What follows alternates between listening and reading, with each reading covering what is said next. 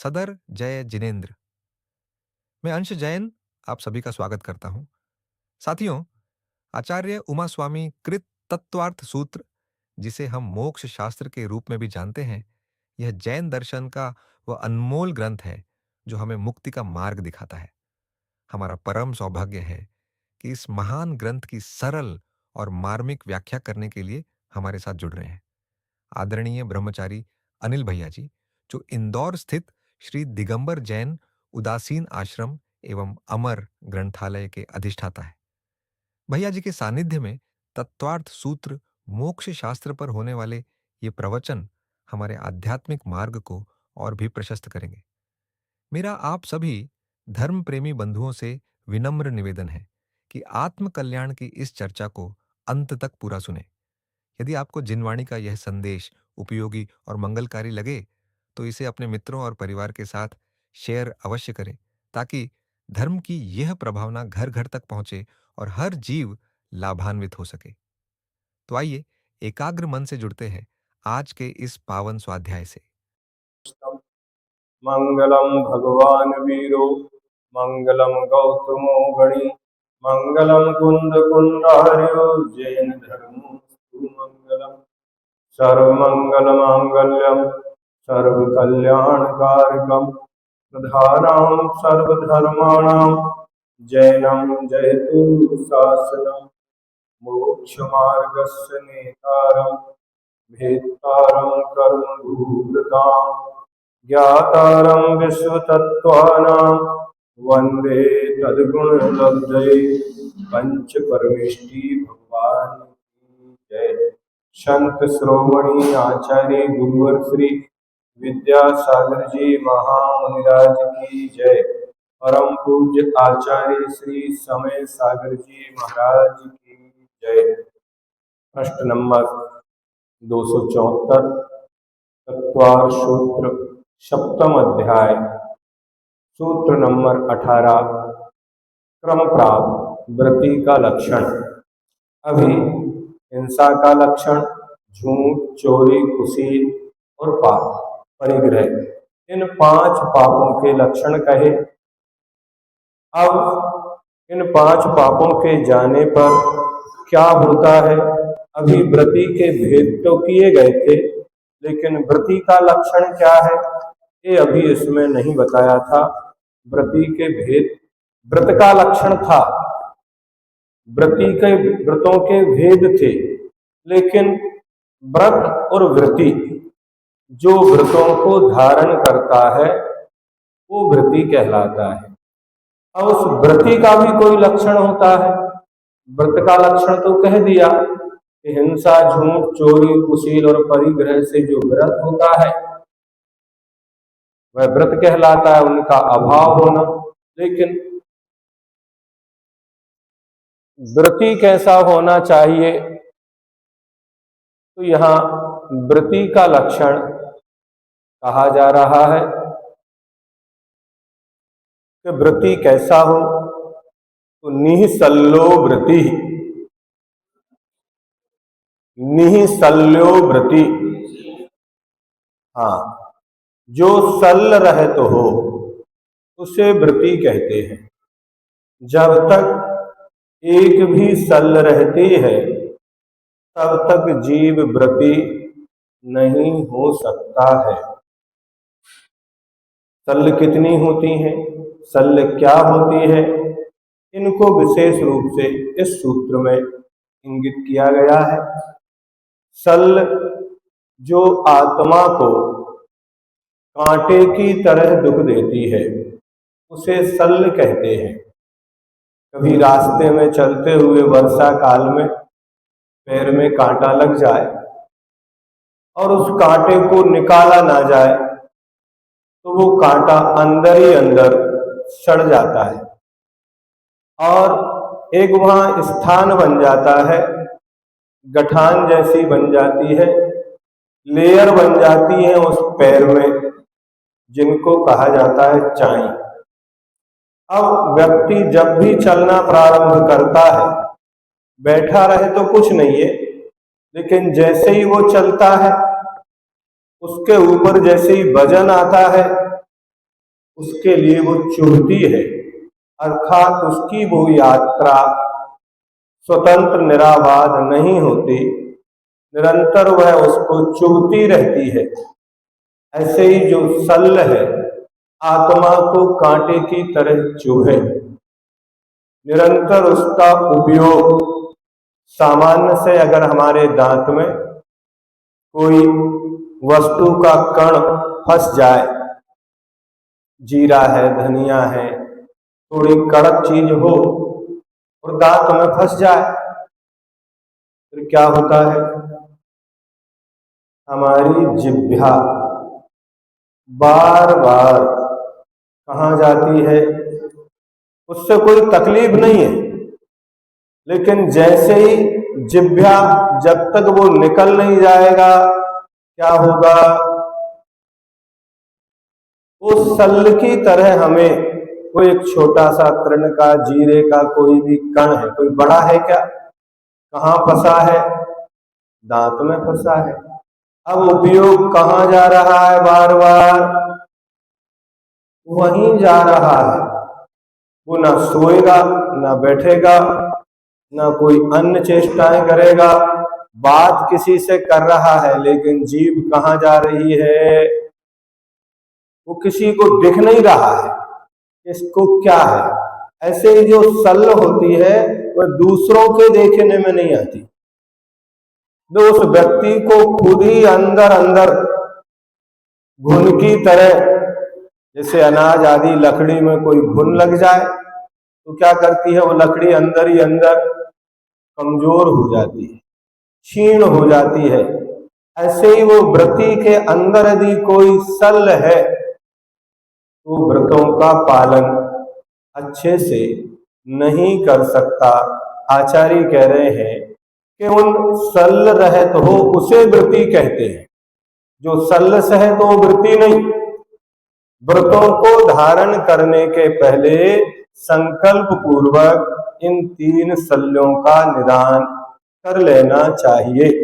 जैसे हम कोई बड़ा ऑपरेशन कराने जाते हैं, उस काल में डॉक्टर आपको कुछ प्राथमिक जांचें लिखता है, क्या सीधा सीधा ऑपरेशन कर देता है क्या? वो कहता नहीं, आपको अपना इतनी जांच हम लिख के दे रहे हैं, आप शुगर चेक करा लें, बीपी चेक करा लें और आपका ब्लड चेक करा लें, और भी कुछ प्राथमिक जांचें होती हैं वो लिखता है। जब वे जांचें सभी नॉर्मल आ जाती हैं तो फिर उसके ऑपरेशन करने में कोई बाधा नहीं होती। ऐसे ही जो व्रत लेने जा रहा है, आचार्य कह रहे हैं भाई तुम आए तो हो, लेकिन कुछ कमी है, आप उनको पूरा कर लो। अगर आपके अंदर ये 3 सल कौन कौन सी है? तो माया, मिथ्या और निदान। अगर ये 3 सल है तो ये माया क्या है? व्रतों के पालन करने में कपट। क्या होता है माया से? व्रतों को तो पाल रहा है, अब किसी ने देख लिया तो अच्छी क्रिया करेगा, नहीं देखा तो कोई बात नहीं। तो क्या हो गया? अगर माया सल है तो उसके व्रत सही नहीं बनेंगे। ढोंग अथवा ठगने की वृत्ति का बने रहना ये माया सल है। वो व्रतों को भी दूसरों के ठगने का साधन बना लेगा। संसार ठगने के लिए वैराग्य को धारण किया, नहीं समझे? एक रत्नाकर पंचविंशति का आती है, उसको पढ़ो आराम से। संसार को ठगने के लिए वैराग्य को धारण किया, झगड़ा मचाने के लिए मम जीव पर विद्या बसी। तो क्या करता है?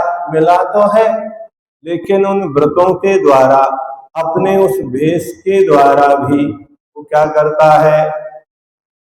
जैसे एक चोर था और एक सेठ जी का जिनालय था, उसमें रत्नों की प्रतिमा थी, उसकी दूर दूर तक क्या थी? ख्याति थी। अब उस चोर को भी पता चला तो उसने कहा कि ये मूर्ति तो मुझे चुराना है, लेकिन वहां इतना सख्त पहरा था कि किसी भी प्रकार से वो मूर्ति को नहीं चुरा सकता था। तब उसने क्या किया, एक व्रती का भेष बनाया, क्षुल्लक का भेष बनाया और मंदिर में आ गया। अब चोरों के आने के लिए तो मना है, लेकिन कोई त्यागी व्रती क्षुल्लक जी आए हैं तो उनका अच्छी बात है, कहाँ से आए, भोजन कराया, प्रवचन कराए, अब बोलना भी अच्छा आता था तो प्रभाव पड़ा, सबको अपने बस में कर लिया। वास्तव में व्रती है कि मायाचारी से बस में कर रहा है? अब मायाचारी से बस में कर लिया। अब सेठ जी को जाना था तीर्थ यात्रा पे, तो उन्होंने कहा कि भाई हम तीर्थ यात्रा पे जा रहे हैं, तब तक मंदिर की व्यवस्था तुम्हारे हाथ में है। अब चोरों के हाथ में अगर खजाना लग जाए तो परिणाम क्या होगा?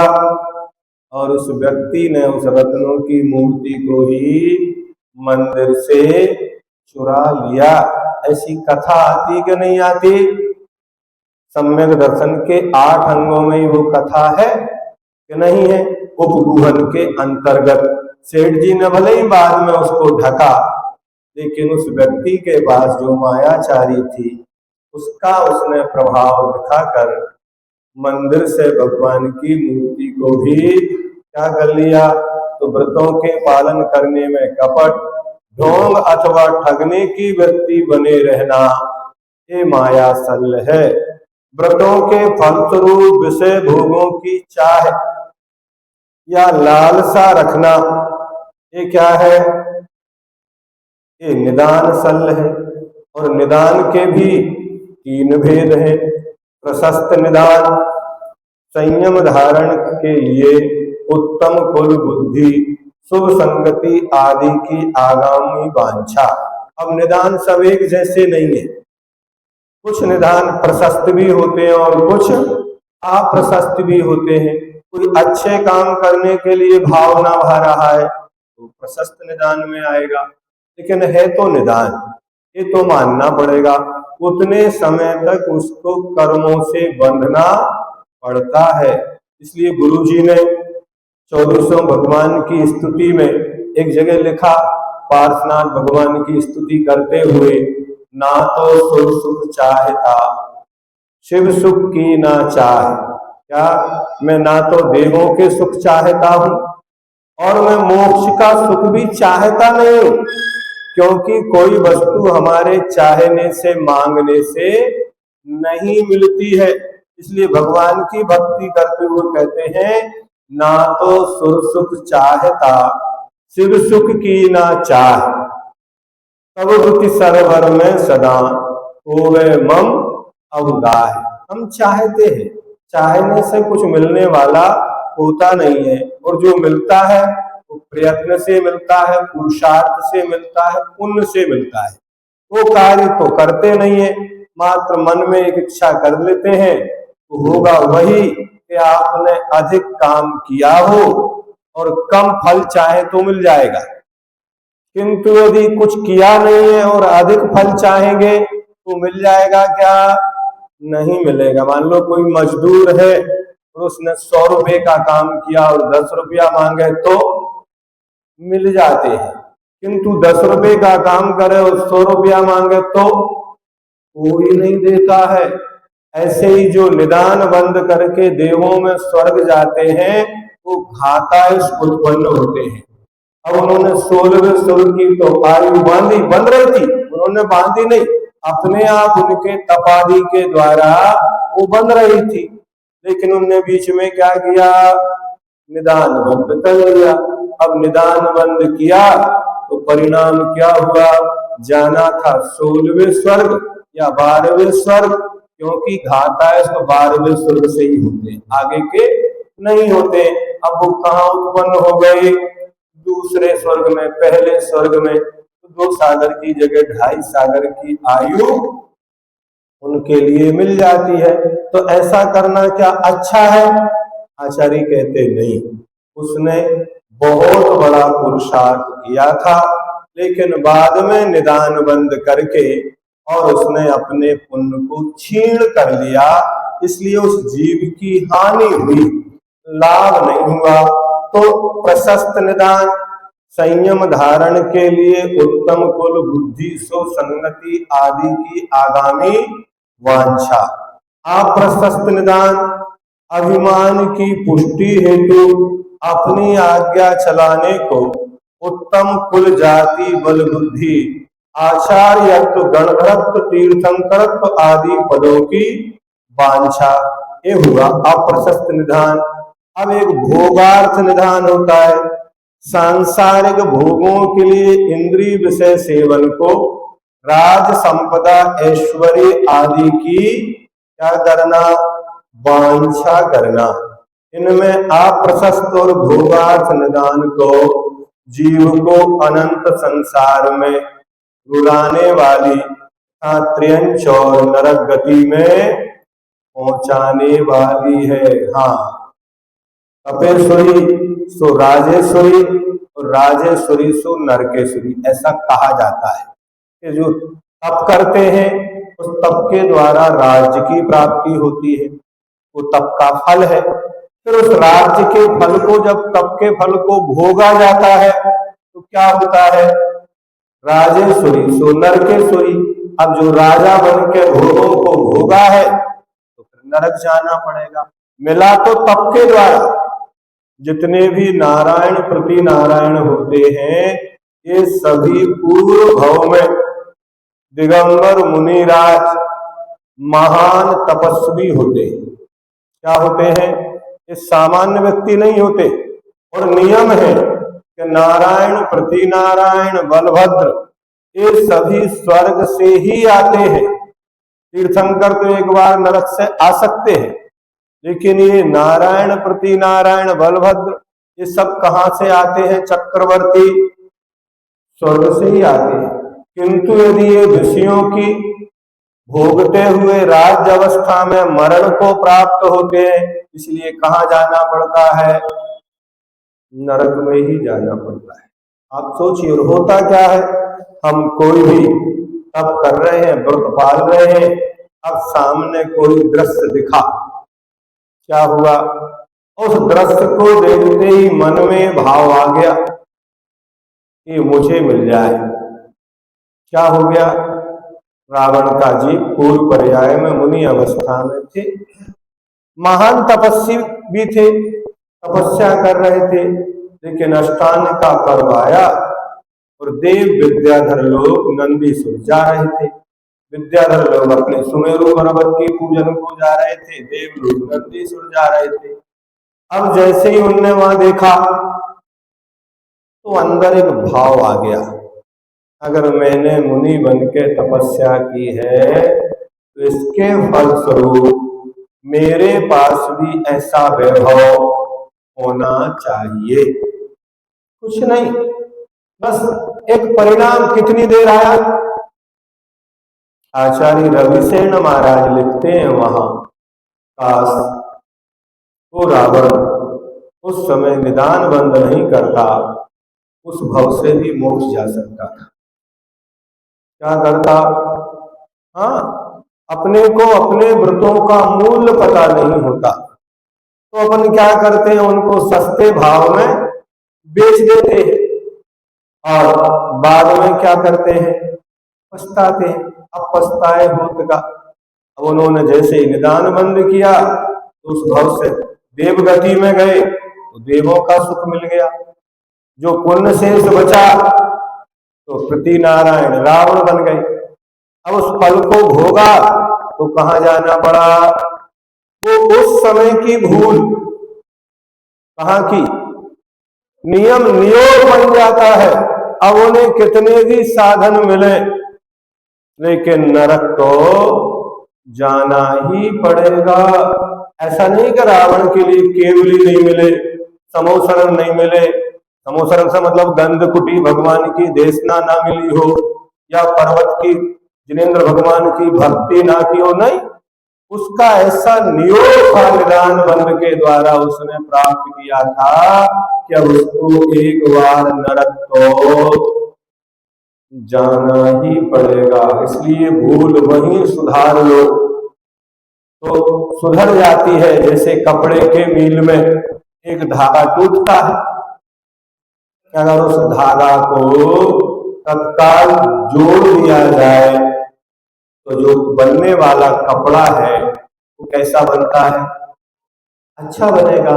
अब वो धागा टूट गया, और धागा टूट गया और ध्यान नहीं दिया तो जो कपड़ा बनेगा पूरा, हजारों मीटर के थान, वे सब कैसे बनेंगे? चीरा वाले। अब जब भी कोई दुकानदार किसी ग्राहक को दिखाएगा तो उसके मन में क्या भाव आएगा? अरे इस थान में तो चीरा है। फिर लेने वाला भी, और उस दुकानदार के मन में और ग्राहक के मन में जो भाव आया वही सल है। क्या हो गया? अच्छे से बेच सकता था, लेकिन मन में क्या हो गया? अब रखा हुआ है, जब से खरीदा है, दुकान खोली है, तब से वो थान उसी अलमारी में वही रखा है, कोई लेने को तैयार ही नहीं होता। क्यों नहीं हो रहा है? उसमें चीरा है। ऐसे ही जीवन में जब से व्रती बना है और निदान बंद आदि शल्य कर ली, अब वो जब तक संसार में उसका निदान निराकरण नहीं होता है तब तक उसके मन में क्या आएगा? शल्य रहेगी कि नहीं रहेगी? यही शल्य है। जैसे पैर में कांटे से चाई बन गई, वो भी शल्य है। चीरा निकल आया, वो भी शल्य है। डॉक्टर ने चेकअप करके आपसे कह दिया आपके शरीर में ये बीमारी है, जब तक आपको पता है ऑपरेशन को आयुर्वेद में क्या कहा जाता है? नहीं है पता? शल्य चिकित्सा। क्या बोलते हैं? उसका नाम क्या है? शल्य चिकित्सा शब्द दिया है वह। क्या? जब ज्योतिष में उसके मुहूर्त निकालते तो शल्य चिकित्सा मुहूर्त किसकी? उस शल्य की चिकित्सा करना जो उसके शरीर में पड़ी हुई है। कोई स्टोन पथरी हो सकती है, हार्ट में ब्लॉकेज हो सकता है, किडनी खराब हो सकती है, उन सबके जो ऑपरेशन करके जो ठीक किए जाते हैं उसका नाम क्या है? शल्य चिकित्सा। ऐसे ही किसी व्रती के अंदर कोई शल्य है, उसकी भी चिकित्सा है। कैसे चिकित्सा करेंगे? आपने किन्हीं महाराज से कोई व्रत लिया था कि हम रात्रि भोजन नहीं करेंगे, लेकिन अस्वस्थता, पराधीनता आदि में वो दोष लग गया। एक बार आपने वो भोजन आदि कर लिया, अब आपके मन में बार बार वो पीड़ा होती कि नहीं होती? देखो एक बात, उसकी चिकित्सा क्या है? अपने गुरु के पास जाओ, उनसे निवेदन करो, महाराज ऐसा ऐसा हुआ था, हमने आपसे व्रत लिए थे, लेकिन हम उस समय अस्वस्थ थे, हमें पता ही नहीं है, घर वालों ने हमें अस्पताल में भर्ती कर दिया, रात्रि में भोजन करा दिया, दवाई खिला दी, और जो दवाइयों का हमारा त्याग था वे भी हमें इंजेक्शन बोतल आदि लग गए। अब क्या करें? तो गुरु महाराज फिर कहेंगे अब आपको इतने उपवास करना है, इतनी माला जाप करना है, और गुरु से लेके आ गए, आपने पालना चालू कर दिया, और जैसे ही प्रायश्चित पूरा होता है, सच बताओ आपको कैसी अनुभूति होती है? जब तक प्रायश्चित नहीं हुआ तब तक की अनुभूति और प्रायश्चित हो गया उसके बाद की अनुभूति, दोनों में अंतर होता है कि नहीं होता? आपके शरीर में जो रोग था, विकार था, उस समय आपके मन में विचार फीलिंग होती थी और उसका उपचार हो गया, फिर आपको कैसा लगता है? इन दोनों में अंतर होता कि नहीं होता? यही शल्य है। उस व्रतों के पहले उन शल्यों को पहले निकालो, अलग करो। दूसरा शल्य का प्रयोग कहाँ हुआ? आप मकान बनाते हैं, उसमें भूमि परीक्षण होता है, किसी वास्तुकार को लाते हैं, तो वहां पर वो शल्य परीक्षा करता है। भूमि परीक्षा में क्या करते हैं? शल्य मतलब शरीर में ही नहीं, भूमि में भी शल्य होती है। जहां मकान बनाना है आपको, यदि आपने उसका बिना शोधन किए मकान बना लिया, अब कोई ऐसा व्यक्ति आ गया जो उसका ज्ञानी है, जानने वाला, वो आके कह देगा आपके इस कमरे में आप पहुंच भी जाते हैं, हमको ये समस्या है, ये बीमारी है, हम इससे परेशान है, हमारा बच्चा परेशान है, इसमें ऐसा होता है। आप जो जो रखते हैं उन सबका अध्ययन करने के बाद वो कहता है आपके इस घर में, इस कमरे में जमीन के इतने नीचे ऐसी ऐसी शल्य है।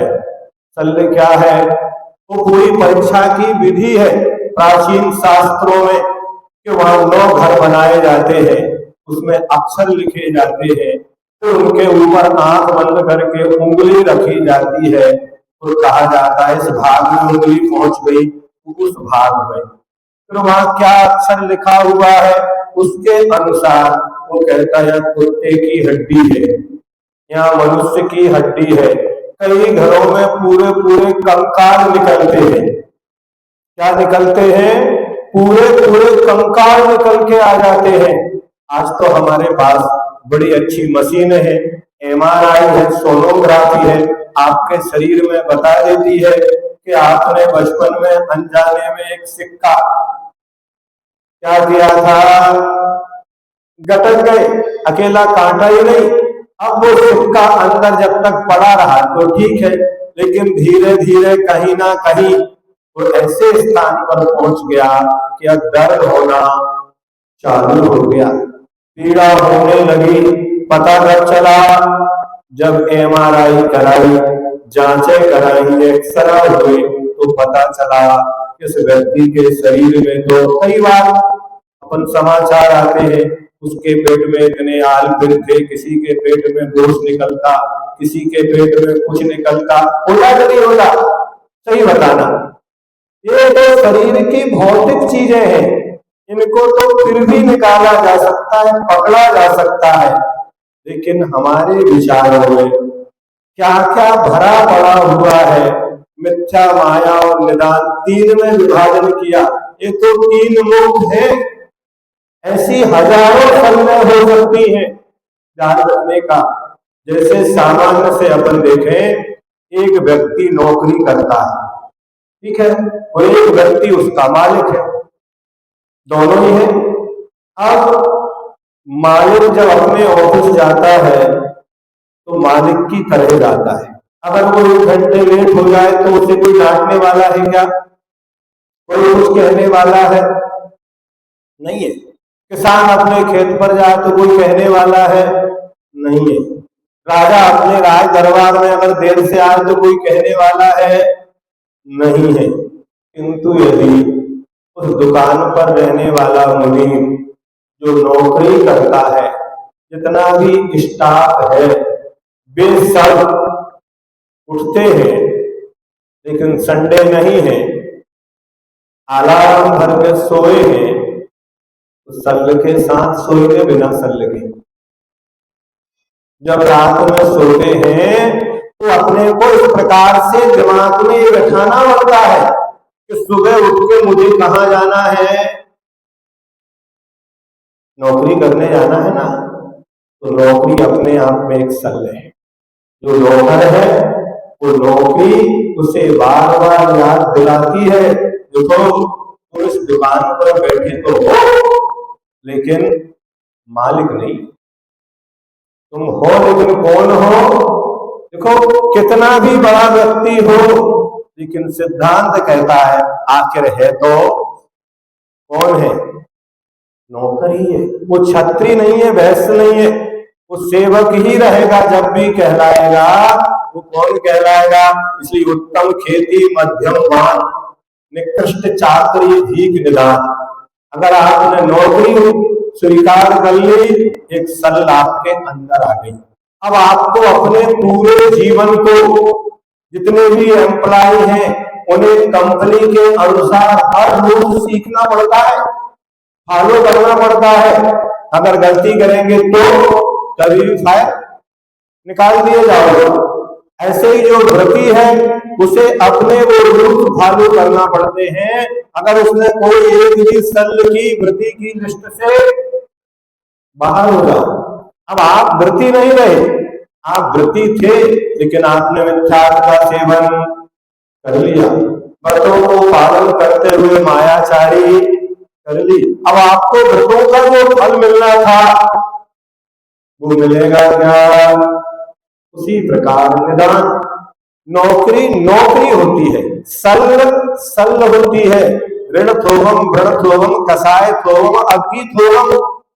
ऋण भले ही 1 रुपए का लिया हो, किसी का आपने 1 गिलास पानी भी पिया हो, आप उसके कर्जदार हो गए। हमारे पंडित जी साहब आदरणीय, जब भी हम उनके साथ कहीं यात्रा में जाते थे, अधिक समय अवसर नहीं मिला, लेकिन जब जब उनके साथ गए, भोजन किया किसी के घर में बैठ के, तो पंडित जी साहब बोलते थे अपन इसके कर्जदार हो गए। क्या हो गए? इसका हमने भोजन कर लिया, हम इसके कौन हो गए? अब इसे चुकाना पड़ेगा कभी ना कभी। कर्ज लिया तो क्या करना पड़ेगा? चुकाना पड़ेगा। प्राचीन पद्धति चुकाने की थी कि साधु का काम था ज्ञान ध्यान धर्मोपदेश, और साधु श्रावक का काम था दान देना।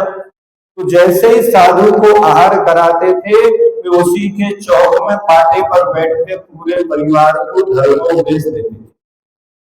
क्या करते थे? हमने तुम्हारा भोजन किया है, तुमने आहार दान दिया, तो हम तुम्हें ज्ञान दान देकर लेना देना बराबर हो गया। अगर नहीं दिया तो क्या हो गया? कर्जदार हो गए। तो वही बैठ जाते थे, और पंडित जी साहब बड़े ऐसे कहते थे जैसे सिर के ऊपर कोई वजन रखा हो और वो अलग हो जाए, तब वो कहते थे बिल्कुल अब अच्छा लग रहा है। क्यों लग रहा है? अपन कर्जे से मुक्त हो गए।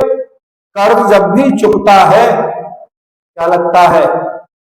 कर्ज पटन कन्या भरण प्रातः काल स्नान। पहले तो दुख देते हैं, पीछे सुख की खान। कर्ज जब पड़ जाता है तो उस समय लगता है चुकाना पड़ रहा है, अपने हाथों से द्रव्य दे रहे हैं, तिजोरी का माल जा रहा है, अकाउंट से जा रहा है, तब लगता है। लेकिन बाद में उसका ब्याज रुक जाता है। अगर नहीं चुकाएंगे तो थोड़ा ऋण भी चक्रवर्ती ब्याज से बढ़ता बढ़ता हमारा पूरा धन भी लग जाए, फिर चुका नहीं पाएंगे। ऋण थोवम, वृण थोवम माने घाव फल। एक आलपिन भी अगर चुक जाए और वो जंग लगा हुआ हो और आप ध्यान ना दें, सेटिंग हो जाए, तो क्या होगा? ये सल है। क्या पहली गलती व्रती ने की, बच्चे ने की, जिसने भी की, अगर उसको उसी समय रोक दिया जाए तो थोड़ा सा घाव बनेगा, ठीक हो जाएगा, लेकिन बाद में वो सल का रूप धारण कर लेगा। एक बच्चा पहली बार स्कूल गया, अब नहीं जानता था, तो बाजू वाले बच्चे की एक पेंसिल चुरा के ले आया उठा के। वो नहीं समझता कि चुराना कि नहीं चुराना, वो लाके माँ को दे दिया। माँ ने पेंसिल ली और रख ली। ये नहीं पूछा कि पेंसिल हमने तुम्हें नहीं दी थी, पैसे भी नहीं दिए थे, ये पेंसिल कहां से आई? उसने पेंसिल को रख लिया। अगले दिन बच्चे ने कॉपी चुरा ली, एक दिन रबर चुरा ली, फिर कंपास चुराया, फिर किताब लेके आया। अब उसका धीरे धीरे क्या बन गया? नियम बन गया। कालांतर में बच्चा बड़ा हुआ, बड़ा होने के बाद योग्य बना। अब स्कूल तो नहीं जाता है, लेकिन चोरी की आदत तो बन गई। फिर धीरे धीरे छोटी चोरियां की, फिर बड़ी चोरी की। एक दिन राजमहल में उसने चोरी कर ली और चोरी करते हुए पकड़ा गया। जब पकड़ा गया तो राजमहल में चोरी की है तो सजा क्या मिलेगी आप समझ सकते हैं। और वह भी रानी के गले का हार चुराया हो तो सजाए मौत उसे दी गई। और जब भी किसी को मौत की सजा दी जाती है तो पूछा जाता है तुम्हारी अंतिम इच्छा क्या है। उस चोर से भी पूछा गया, उसने कहा मैं अपनी माता से मिलना चाहता। इससे अपनी मां से मिलना चाहता हूं। और जैसे ही मां मिलने आई उसने मां को एक चांटा मारा उसके गाल में। लोग आश्चर्यचकित, तुम मरने जा रहे हो और अपनी मां के साथ ऐसा व्यवहार कर रहे हो। काश मेरी मां ने उस दिन मुझे ऐसा ही चांटा मारा होता तो आज मेरी गर्दन नहीं कटती। क्या कहा उस चोर ने? शुरुआत कहां से हुई? काश उस दिन मेरी मां ने मुझे एक चांटा ऐसा ही मार दिया होता जब मैंने पेंसिल चुराई थी। तो कल मैं कॉपी नहीं चुराता, किताब नहीं चुराता, चोर नहीं बनता। और आज मेरी गर्दन, किसके कारण उसमें अपराधी कौन रहा? सोचो। लगता अरे पेंसिल ही तो है, आप तो पक्ष लेते हैं, क्या बच्चों को हम मारे इसके लिए? हाँ, उसी दिन एक चांटा मार दो। अगर आपने एक चांटा लगा दिया, बच्चा जीवन पर्यंत याद रखता है। ध्यान रखना, क्या करना? हमें पूज्य निशंक सागर जी महाराज ने हमें एक संस्मरण सुनाया था। वो लेफ्ट हैंडर थे, उल्टे हाथ से लिखते थे। तो बचपन में सामायिक करते थे तो लोग आवर्त भी सीधी ना करके कैसी करते थे? Anti clock. जबकि आवर्त कैसी करना चाहिए? क्लॉकवाइज करना चाहिए। तो जैसे ही उनने एंटी क्लॉक आवर्त घुमाई और उनके जो दादाजी थे, बड़े पिताजी, उनने उसी समय उस हाथ में एक डंडे से एक चोट दी। और अच्छे से दी कि लग जाए, उसे पता चले, याद रहे। और जैसे ही वैसा किया, लिखते भले ही फिर लेफ्ट हाथ से थे, लेकिन इस दिन से उनकी आवर्त कभी गलत नहीं हुई। हमें सिखाने के लिए कहीं ना कहीं उनका ऑपरेशन भी करना, शल्य चिकित्सा, उस शल्य को निकालना है तो उसका ऑपरेशन अनिवार्य है। अगर आपने उसकी उपेक्षा कर दी, थोड़ा ही तो घर से चुका देंगे। आज आपका कर्म का उदय अच्छा है, अगर आज आप चुका देंगे तो कालांतर में आपको कष्ट का अनुभव नहीं होगा। उसी प्रकार ऋण छोड़ो, घाव आज हुआ था, तत्काल उसकी चिकित्सा कर लो, ठीक हो जाएगा। कसाय छोड़ो, थोड़ी सी कसाय हुई, कुछ नहीं है, एक बार आराम से कह दो सॉरी, गलती हो गई भैया, आगे से नहीं करेंगे। कितना लगा? टाइम लगा, किंतु यही आपने उस समय नहीं कहा कि क्षमा करो, तो आप सुकुमार चरित्र को उठा के पढ़ो, है ना? कसाय हुई थी ना, तो अग्निहोत्री वायुहोत्री में अपनी उस भाभी के पैर क्या किया था? उसने यही कहा था तुम्हारे भाई मुनि बने हैं, अपन चले उनको बुला लाए। तब उन्होंने एक लात मारी अपनी भाभी को और कहा तुम भी जाओ। वो तो गया, और वो अबला थी, नारी थी, बलहीन थी, लेकिन कसाय उसके अंदर पैदा हो गई। और उसने संकल्प कर लिया कि तुमने लात भी मांगी और क्षमा भी नहीं मांगी, कालांतर में भी क्षमा नहीं मांगी। तो उसने एक निदान किया, यह निदान कि मैं अगले भव में इस पैर की लात का बदला तुमसे जरूर लूंगी। और वे जब सुकुमार बने तो वो भाभी का जी क्या बना? श्यालनी बना कि नहीं बना? और उस श्यालनी में उस एक लात का मैं ब्याज के कितना हो गया? एक दिन, 2 दिन, 3 दिन तक उसी पैर को, पर्याय बदल गई, दूसरा शरीर है, लेकिन उस पैर से ही खाना चालू किया। और अकेली नहीं आई, क्या पाप का पूरा परिवार आता है? वो सियालिनी अपने बच्चों के साथ आती है और 3 दिन तक, जब तक उस शरीर में प्राण रहे तब तक भक्षण करती रही। ये निदान हम दूसरों से बदला लेने के लिए अपनी आत्मा को ही कष्टों में डालते हैं कि नहीं डालते। इसलिए यहाँ कहा जा रहा है कि व्रती जब बनोगे तब बनना, लेकिन व्रती बनने की भूमिका क्या है? आपके अंदर कोई बदले के भाव तो नहीं है, किसी अन्य व्यक्ति के प्रति किसी को नीचा दिखाने के भाव तो नहीं है। हाँ, अन्यथा मुनि बनने के बाद भी वह सल आपको भीतर ही भीतर क्या करती रहेगी? पूरा आगम अपना भरा पड़ा है, लगता है सूत्र तो बहुत छोटा है, एक एक शब्द लिख दिए, लेकिन ये आचार्य भगवान एक पूरा पूरा ग्रंथ लिख रहे हैं। सुकुमार चरित्र पूरा ग्रंथ बना के नहीं बना। बोलो, शुरुआत कहां से होती है?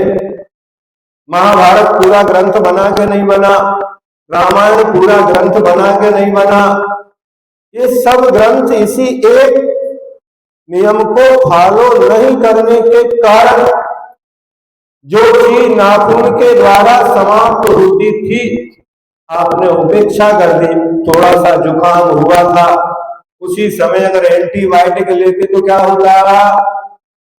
ठीक हो जाता। लेकिन अब पूरे लक्ष्य खराब हो गए। अब किसके पास जाओगे? कौन उपचार करेगा तुम्हारा? सोचिए। हम व्रती बनना बहुत सरल है। आचार्य महाराज ने लिखा, पट्टी से साफ करता नहीं घाव होता। घाव हो गया, अंदर पस भरी है, अपन पट्टियां निकाल रहे हैं, धो रहे हैं, कल वो पट्टी से मार दी। क्योंकि घाव से जब भी कोई हाथ लगाता है वो पीड़ा होती है। रोगी डॉक्टर को भी लात मारता है, जब उस शल्य की चिकित्सा की जाती है तो महान पीड़ा होती है। ऐसे ही आपके अंदर जो बुराइयां भरी पड़ी हैं, जब भी कोई उनको निकालते हैं, दो व्यक्तियों को उठाते हैं, भाई भाई को उठाते हैं और कहते हैं आपसी का वैर छोड़ दो। छोड़ना तो दूर और लड़ पड़ते हैं भाई। आए थे अच्छा करने के लिए, झगड़ा और बढ़ जाता है। ऐसा होगा कि नहीं होगा? कसाई की ये शल्य है, इतनी तीव्रताएं हैं। वो कहते नहीं भैया, जैसे भी बने आपसी में क्या कर लो? सुलह कर लो, संवाद खत्म कर लो। अब आप मोक्ष मार्ग में जा रहे, सबसे तो करेंगे, लेकिन क्या हम उससे क्षमा नहीं मांगेंगे? क्षमा का उत्कृष्ट उदाहरण मिलता है बहुत अच्छे से, कि जब रामचंद्र जी को वनवास मिला, किसके कारण? पढ़ना आपने साहित्य में पढ़ा होगा, कैकेयी का परिताप है, पढ़ा है? कैकेयी का पश्चाताप। एक समय उसने ऐसा किया, उसके लिए जीवन भर क्या करती रही? जलती रही। ये पश्चाताप। आज कोई भी अपनी बेटी का नाम कैकेयी नहीं रखेगा। क्यों? क्योंकि उसके द्वारा ऐसा कृत्य किया गया। लेकिन रामचंद्र जी, लिखा वहां पर कि जब रामचंद्र जी वनवास जाने लगे तो वह कौशल्या के पास गए, मां मुझे आशीर्वाद दो कि मैं पिताजी की प्रतिज्ञा को अच्छे से पालन कर सकूं। क्या संकल्प है ना, ये व्रत है, ये महान व्रत था उस समय का उनका। और उन्होंने कहा, कौशल्या ने कहा, बेटा अगर तुम चाहते हो कि तुम उस प्रतिज्ञा का पालन अच्छे से कर सको तो आप कैकेयी के पास जाओ। कहां भेजा? अब आप क्या कहते? अरे जिसने वनवास दिया उसी से आशीर्वाद लेने जाएं। क्या रामचंद्र जी कहां पहुंचे? कैकेयी के पास।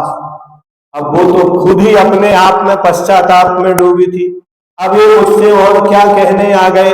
नहीं, कुछ मांगने नहीं आए हैं आपसे, हम राज्य के नियम को पलटने नहीं आए हैं। राज्य तो भरत को ही मिले, लेकिन मां मुझे आशीर्वाद दो। कि आपकी और पिताजी की प्रतिज्ञा का पूरी तरह से पालन कर सकूं। इसलिए आज भी जब किसी की दीक्षा होती है, आप देखना, चाहे क्षुल्लक दीक्षा हो, एलक दीक्षा हो, आरिका दीक्षा हो, मुनि दीक्षा हो, उस व्रती को उस मंच से, माइक से क्या मानता है? व्रती बन रहा है ना, निसल्लो व्रती।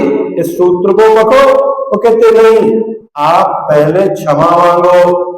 लिखा प्रवचन सार में, आप इच्छ बंधु वर्ग, अपने बंधु वर्गों से पूछ कर आओ, माता पिता की आज्ञा लेकर आओ। अगर बिना आज्ञा के आ जाओगे तो सुकौशल की मां क्या हो गई थी?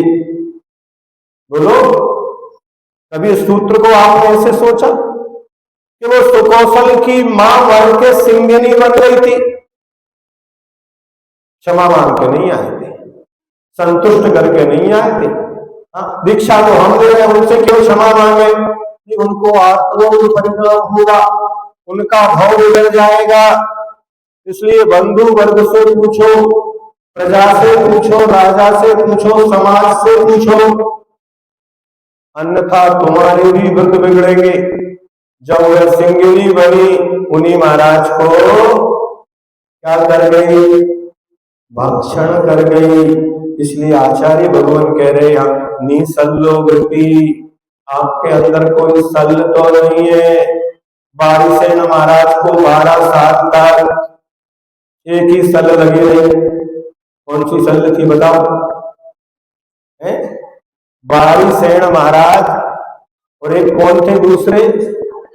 पुष्पडाल, है ना। पुष्पडाल को सल लगी रही, बारिसेन को नहीं। इसको पुष्पडाल को 12 साल तक, क्योंकि पुष्पडाल और बारिसेन दोनों मित्र थे। बारिसेन मुनि बन गए। अब मुनि बन के वो राजगृह में आहार करने के लिए आए, तो पुष्पडाल ने परदान किया, मित्र के नाते आहार कराया। छोड़ने गए, अब छोड़ने गए साथ में, तो उपदेश का ऐसा प्रभाव पड़ा कि पुष्पडाल भी मुनि बन गए। 12 साल तक वो तपस्या में रहे, लेकिन उनके अंदर एक सल पलती रही। कौन सी? बोलो।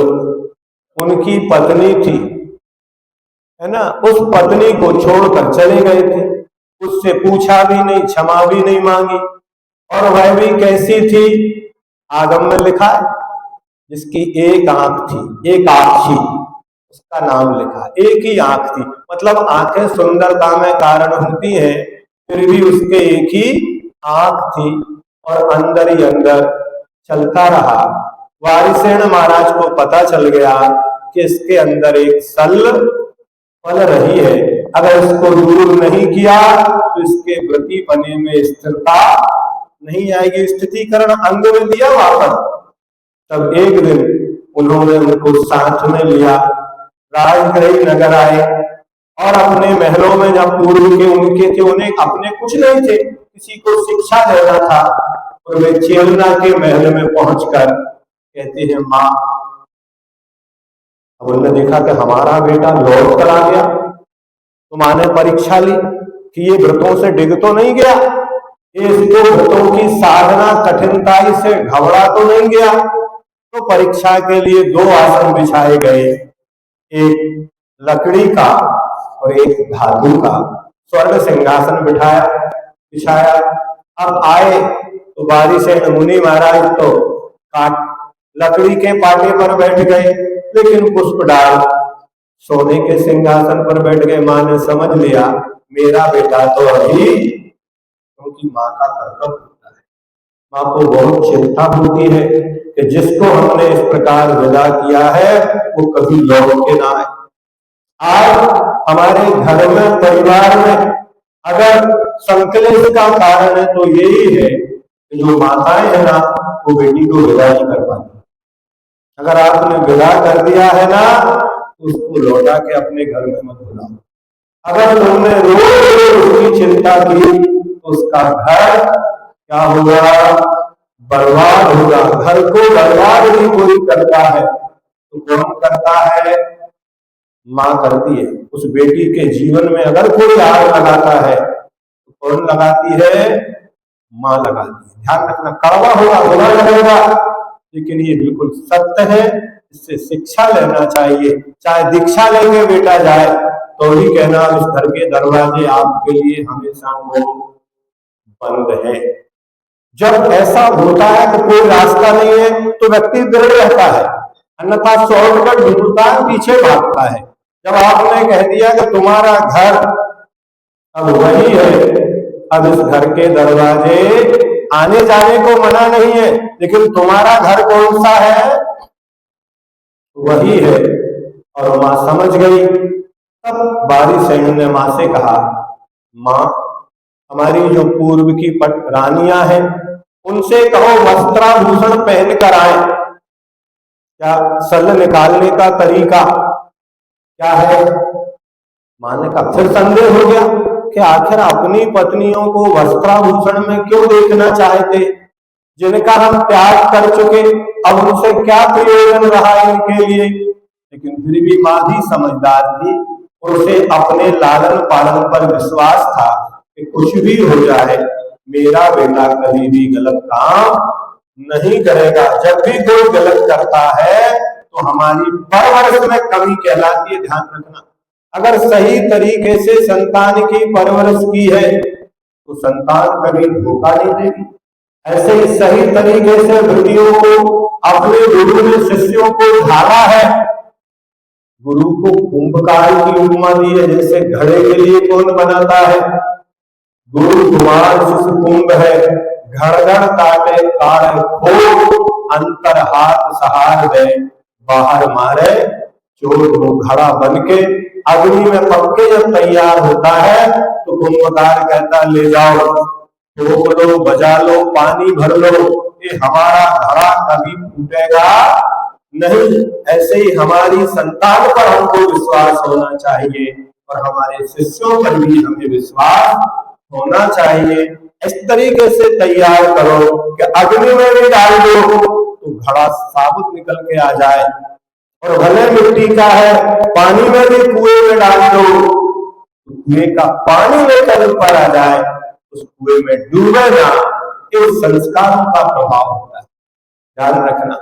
और जैसे ही कहा कि अपने 32 रानियों को बुलवाई गई और बारीसेन ने पुष्पडाल से कहा, बंधु तुम्हारी तो एक थी, वो भी एक आंख वाली, इन 32 को आप स्वीकार कर सकते हो अगर तुम्हारी इच्छा घर में ही रहने की है, राज्य करना है, तो हमारे राजगृह का राज माँ से कह के हम तुम्हें दिलवाते हैं। और ये 32 रानियां भी आप देख लो। अब पुष्पडाल को देखो तो काटो तो खून नहीं। वो लज्जित हो गए कि कहाँ ये 32 ऐसी देवांगनाओं सदृश रानियों को छोड़कर, राजमहल को छोड़कर इन्होंने वन को अपनाया है, और कहाँ में एक कहानी स्त्री में पूरे 12 साल निकाल दिए और शल्य के साथ, अभी तक मेरी साधना कहाँ हो गई। उन्हें इतना पश्चाताप होता है, उनके खड़े होते हैं और बारीसेन के चरणों में गिर जाते हैं, गुरुदेव क्षमा करें, मुझसे जो भूल हुई और आपने मेरा जो स्तुतिकरण किया, आज जन्म में आपका ऋणी रहूंगा। शल्य कहलाती है। इन शल्यों का समय समय पर शल्य चिकित्सा करना अनिवार्य होता है, अन्यथा वो व्यक्ति ना तो भोजन करेगा तब भी याद आती है। अगर आपको शुगर की बीमारी और मिठाई की प्लेट सामने है, खा पाओगे क्या? बीपी हाई है और कोई भी वस्तु आपको दी जा रही है, याद पहले क्या, अरे भाई रुको, हमारा जो पर्स है ना, सब चीज भूल जाओ, लेकिन क्या भूल नहीं भूलते? दवाई का बैग, रोटी बाद में खाई जाती है, भोजन बाद में करते हैं, पहले क्या है ना? ये शल्य है, वृत्ति बनना है। तो इन शल्यों को अपने जीवन से 3 प्रकार, कितनी भी कहो अपन, जितनी भी चर्चा करें बहुत, लेकिन मूल में 3 में विभाजन किया, माया, मिथ्या और निदान, अर्थात व्रतों को पालन करके मायाचारी नहीं करना, व्रतों को पालन करके मिथ्या भाषण नहीं करना, हर वस्तुओं को अपनी नहीं मानना और व्रतों को धारण करके कभी भी ऐसी इच्छा नहीं करना कि मैंने अगर व्रती बना हूं, इन व्रतों के फलस्वरूप मुझे पंच इंद्रिय के भोग विषय सामग्री प्राप्त हो, ऐसा भाव कभी भी नहीं करना। इसलिए व्रती होने के लिए व्रतों को स्वीकार करने के साथ शल्यों का त्याग करना आवश्यक है। जो इन तीनों शल्यों को हृदय से निकाल कर व्रतों का पालन करता है वही व्रती है। जैसे किसी को तीर लग जाए तो अंदर अंदर वो चूलता रहता है, तीर तो बाहर आ गया लेकिन उसका फल क्या होता है, बाहर नहीं आता, अंदर टूट जाता है। तो पहले वैद्य लोग उसकी शल्य चिकित्सा करके उस बाण को, तीर को शरीर से बाहर निकालते थे, तब कहीं जाकर वो योद्धा अपने आप को स्वस्थ अनुभव करता था। ऐसे आचार्य भगवान ऐसे चिकित्सक है, तो संसारी जीव की शल्यों की चिकित्सा करके बाहर निकाल के गति बना लेते हैं और मोक्ष मार्ग में फिर वो आराम से चलता हुआ चला जाता है। जैसे पैर में लगा हुआ कांटा उसको लंगड़ा के चलने के लिए बाध्य करता है, लेकिन वही चाई कांटा निकल जाता है तो वो अच्छे से, तो वैद्य कहता है थोड़ा चल के बताओ, अब आप सही पैर रख रहे हो, कहीं दर्द तो नहीं हो रहा है। ऐसे ही वो आचार्य भगवान कहते हैं अब साधना करके बताओ, अब तुम्हें याद तो नहीं आ रही है, घर की याद तो नहीं आ रही, परिवार की तो नहीं आ रही, उस पुराने नाम वैभव की तो नहीं आ रही, वो सब एक एक चीज आचार्य भगवान अपने पास में बिठा बिठा के साध के जब पूरी तरह तैयार होते हैं तब कहते हैं अब दीक्षा ले सकते हो, आप व्रती बन सकते हो। अभी क्यों नहीं बनाया, पहले दिन ही बना देते, तो पहले दिन बनाते दूसरे दिन भाग जाते। और क्या करते, बच्चे को स्कूल में भेजा, पहले दिन लौट के आ गया, क्या हो गया, मम्मी की याद आई, घर का खाना याद आ रहा है। तो ऐसे ही वो व्रतों को छोड़कर आज संग में भर्ती होगा, कल अपने उठाएगा, वो पुराने कपड़े पहनेगा, वो घर चला जाएगा, यही तो होगा ना। इसलिए उन शल्यों को पूरी तरह से निसल्लोवृत्ति और शल्यों को निकाल के बहुत अच्छे से अपने जीवन को जीना चाहिए। कल व्रति के भेदों के बारे में अपन चर्चा करेंगे। अभी तो व्रति का लक्षण क्या होता है, पात्र है या नहीं, जैसे पूजा आदि में सकलीकरण करके तैयार करते फिर इंद्र बनाते है ना, तो ऐसे ही अभी आपका सकलीकरण चल रहा है। जब सकलीकरण हो जाएगा तुम्हें सौभर इंद्रादि अर्थात ये पहली दूसरी तीसरी प्रथमा आदि के व्रतों के योग बन सकेंगे।